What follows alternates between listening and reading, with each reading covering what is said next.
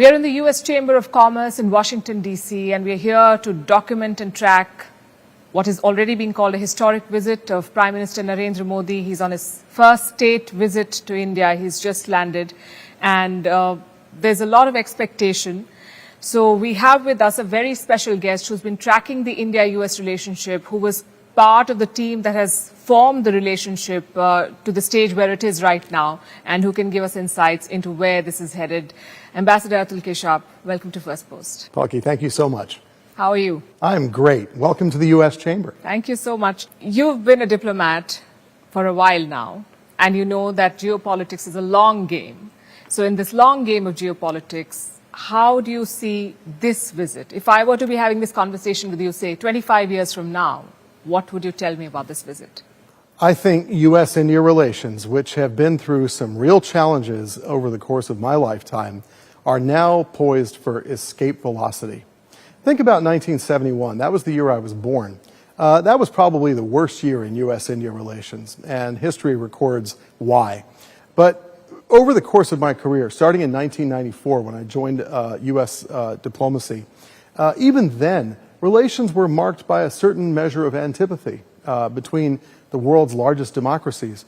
And starting in 2000, 2001, a path began between our two strategic establishments to try to develop some measure of convergence.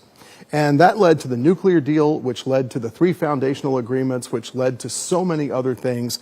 I served in the U.S. Embassy from 2005 to 2008, and I helped work on the nuclear deal in that era. The nuclear deal was designed to put our past in the past, and it was designed to unlock the future potential of the relationship.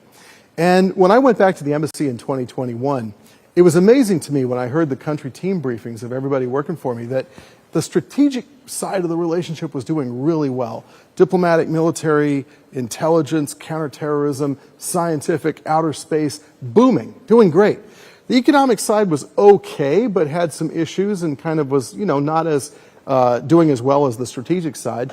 We didn't even have the technological side back then, really. Now, flash forward 2 years. I think we are on the cusp of a strategic, economic, and technological convergence. We are on the cusp of a breakout in U.S.-India relations. We have come a long way compared to 1971. We've come a long way even since the nuclear deal. When I talk to officials in both governments, it is clear they're deeply ambitious about achieving the full potential of the U.S.-India relationship. And I think that's going to carry through across the entire 21st century. Right. I couldn't agree more when you say that this is escape velocity phase. The initial years, the last 2 decades or 2 decades back, it was a relationship that was in the phase of a reset. And now we've really picked pace. Before heading to the US, Prime Minister Modi gave an interview and he said there's unprecedented trust between the leadership in India and the US. Is that a sentiment that is mutual? Do you think the Americans also feel that there is unprecedented trust? And I ask this because in the past, the US has not trusted India with critical technology. So we held our India Ideas Summit in this grand room just a few days ago. And the theme of that India Ideas Summit, at which Secretary Blinken and Secretary Yellen and Secretary Raimondo and others spoke, was trust, resilience, and growth. Now, on trust, I think we've come through the pandemic in such a way that our two great democracies have renewed and expanded and intensified trust in one another. When we needed help early in the pandemic, India rushed to our aid. And when India needed help in the second year of the pandemic, we rushed to India's aid. That's what democracies do for one another. It's what free people do for one another. So I think as the governments, both Washington and Delhi, look around the world, they look at the geostrategic tensions that we're seeing, war in Europe, potential challenges in the Indo-Pacific. They realize that we have a very important strategic convergence, and it is based on the trust of our people for one another. And that is a true basis of building a strategic partnership, an economic partnership, a technological partnership.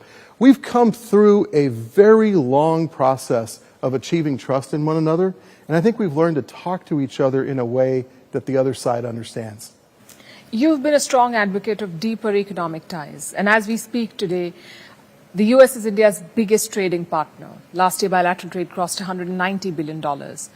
And yet, there is talk of untapped potential. Now they're setting very ambitious targets of bilateral trade touching $500 billion. There is a lot going for both sides, but what are these roadblocks that are holding us back? So the United States has a level of $500 billion of annual trade or more with only 4 entities, Mexico and Canada, our neighbors, the European Union, and China.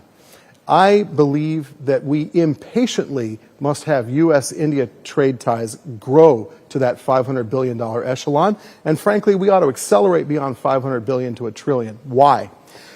It's going to be good for India, it's going to be good for America, it's going to be good for all of the free people of the world.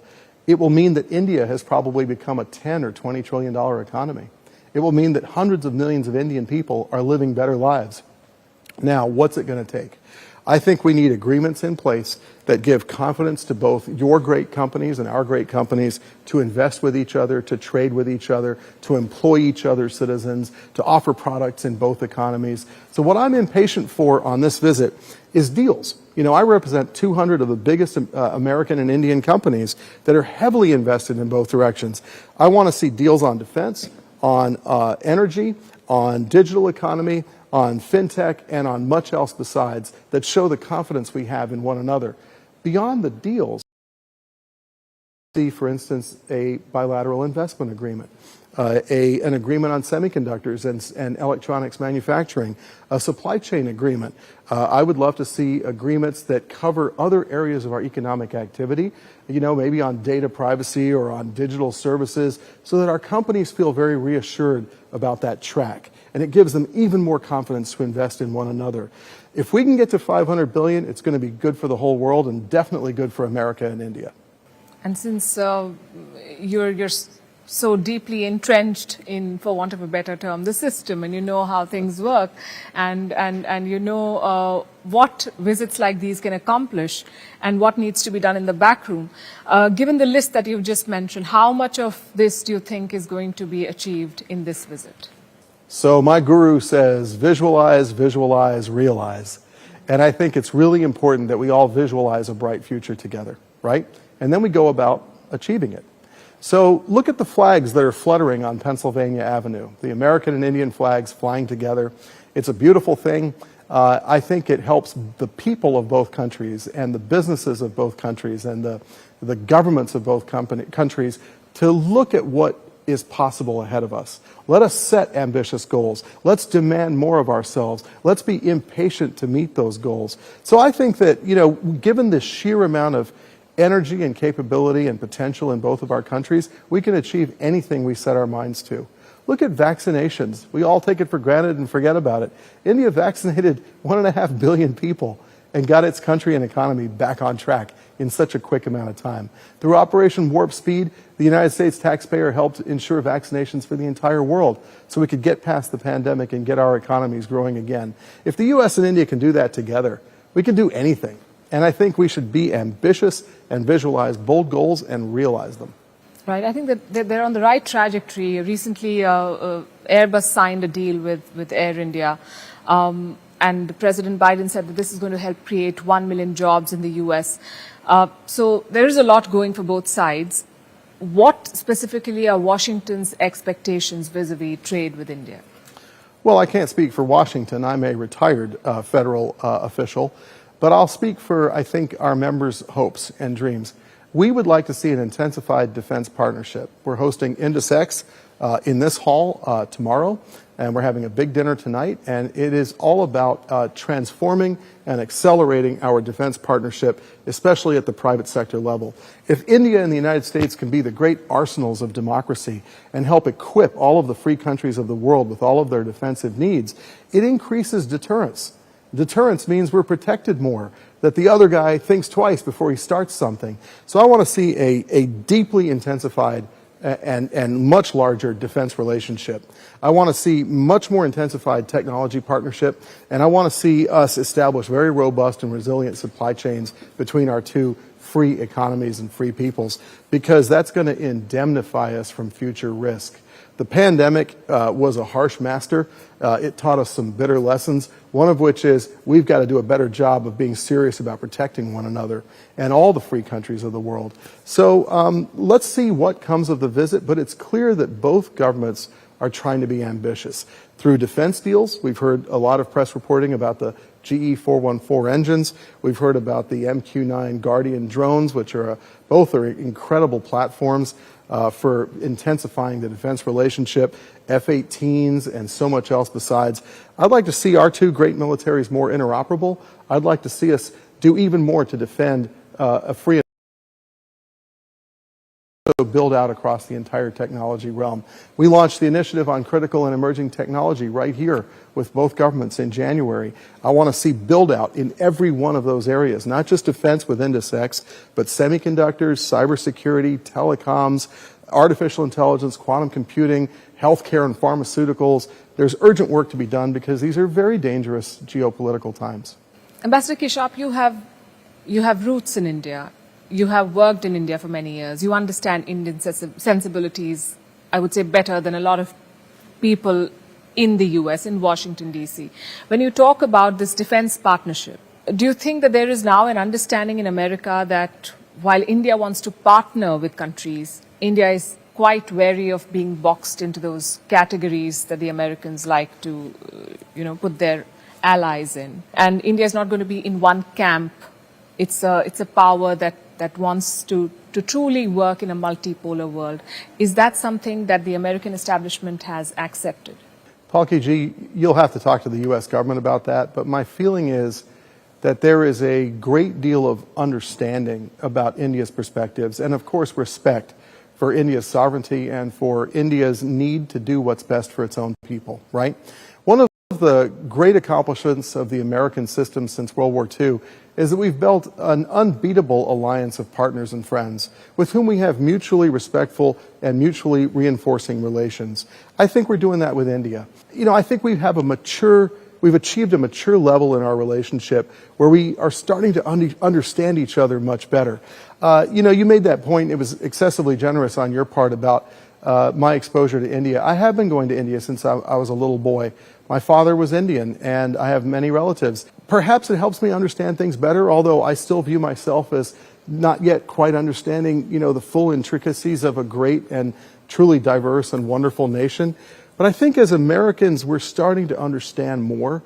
And Indians are being more clear as well. The old joke is that our common language divides us sometimes, and I've seen that in government-to-government negotiations.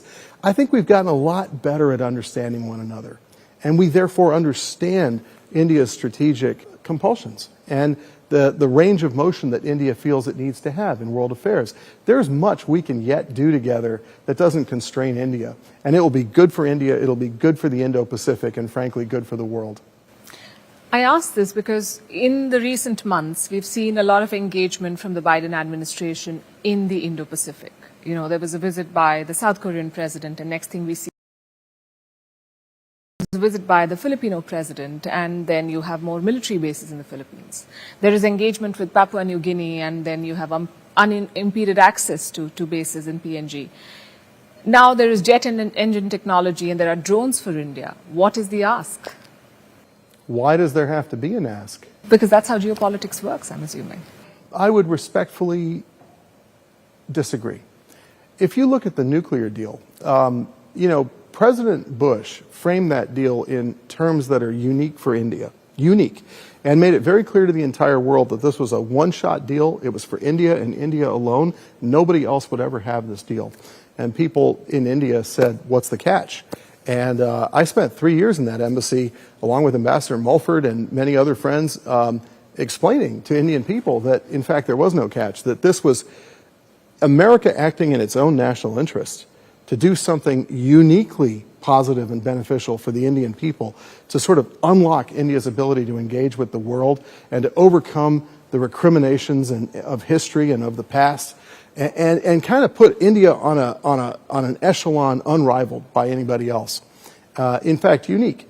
And it took 3 years of patient explaining to say there was no catch, that in fact this was a good thing for the American people, certainly, but it was also a good thing for the Indian people.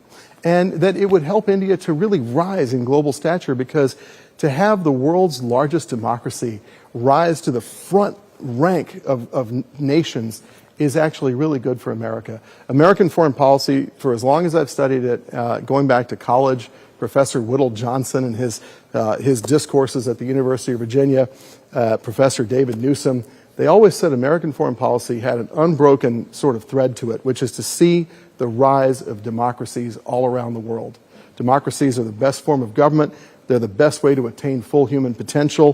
Frankly, it is a U.S. conceit that if other countries are democracies, there's a much less chance of war or unfriendly relations. And that therefore, to quote, was it Emerson, to believe that that which is good for you is good for all of humanity. Americans have always propagated the idea of democracy.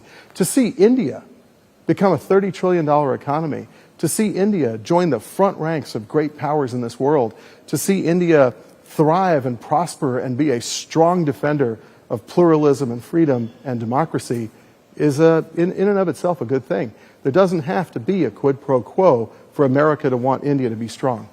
Earlier in the conversation, you alluded to the other guy who's going to think twice before doing something radical or drastic. Let me spell out who the other guy could potentially be. China, I'm assuming, is going to be discussed in the conversation between Prime Minister Modi and President Biden. While both countries see China as a challenge, there is a difference in approach, also because there's a difference in geography. India shares a border with the Chinese.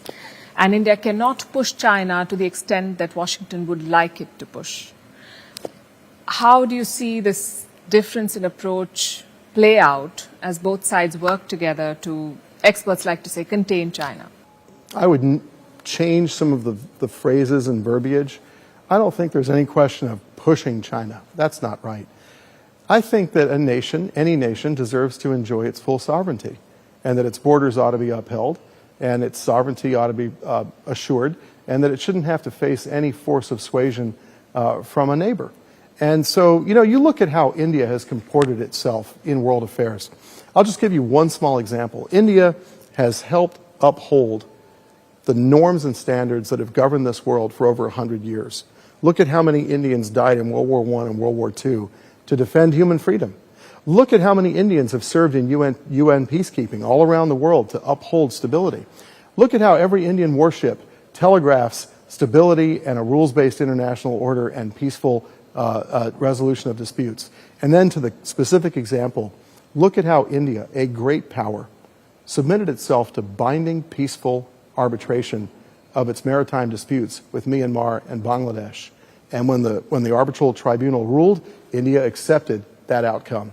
And it helped unleash economic activity for 3 countries, benefiting 3 peoples.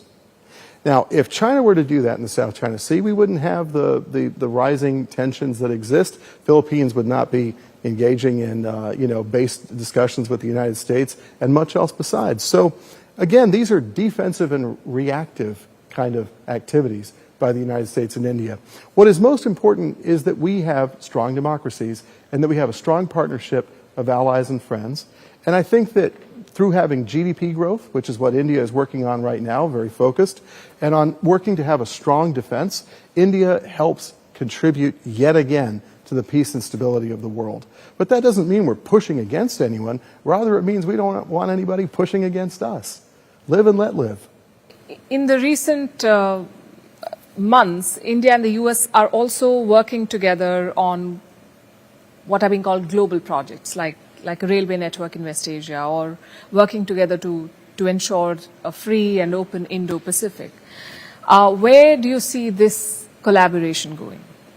The sky's the limit, really. I think that there's a lot we can do and have already done in Africa, in the Indian Ocean region, in the Pacific, in Central Asia, and in many other areas where India and the United States and Japan and Australia have worked together to ensure the sovereignty and happiness of people everywhere.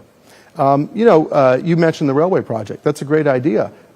I hope many more such things come to pass. Look at Indian investment in strategic and essential port infrastructure around the world. That's very important. I served as ambassador in Sri Lanka. The Hambantota port and other ports like that are strategically important. It would be good to see India and the US and Australia and Japan work on that. But at the end of the day, the driver of all of it is GDP growth. As India goes from a 4 to 5 to 10 to 20 to $30 trillion economy, it is going to achieve so much, not only for Indian people, but for, frankly, the happiness of the entire world. I grew up in Zambia. In Zambia, people worry about taking on excessive debts to countries like China. India can help. India helps raise standards of happiness and prosperity all around the world through Indian companies, just as American companies do all around the world. And we are, I think, believers in countries' sovereignty and happiness and prosperity. So this state visit signals a very strong feeling of convergence between Washington and Delhi on strategic, economic, and technological things. Let it build out to even more. Let it build out to solving all of the great problems of the world. We still have a world full of people who need basic things. And so with our technology and our human genius, our great democracies can do much together. I want to ask you one final question. I know that countries act in national interest and leaders further that national interest. But when we cover leaders, when we cover events, there's always this talk of personal chemistry. As someone who's been a diplomat, who's seen leaders up close and seen how they interact, what sort of an equation do President Biden and Prime Minister Modi share? And how much of this convergence and this coming together would you attribute to their personal equation? Well, it's clear they have a very strong personal equation, and the state visit is the prime example of it. The state visit was a decision by the two leaders, and it reflects, I think, the importance each leader and each government and each society places in the other, right? It is a massive diplomatic gesture by the United States because a state visit is a rare thing in our system, and it is the very highest level of protocol and respect that can be offered. And it's for the fact that, India has had a very strong run of strong leadership, economic growth, infrastructure development, helping invest in the peace and security of its entire neighborhood, a Quad partner. And so that personal equation is really important, and I hope that it continues, and it helps build out our relationship in even more important and consequential ways. And you'll see it on stage at the state dinner and at the arrival ceremony, and of course in the joint address to the U.S. Congress, which is a gesture not just by President Biden and the American people, but really specifically by the elected representatives of the American people. So this is America welcoming India, and I think it's going to be a landmark moment in our relations. Thank you. Thank you so much for your insights. It was a pleasure talking to you, Ambassador Keshap. Thank you, Palki. Thank you very much.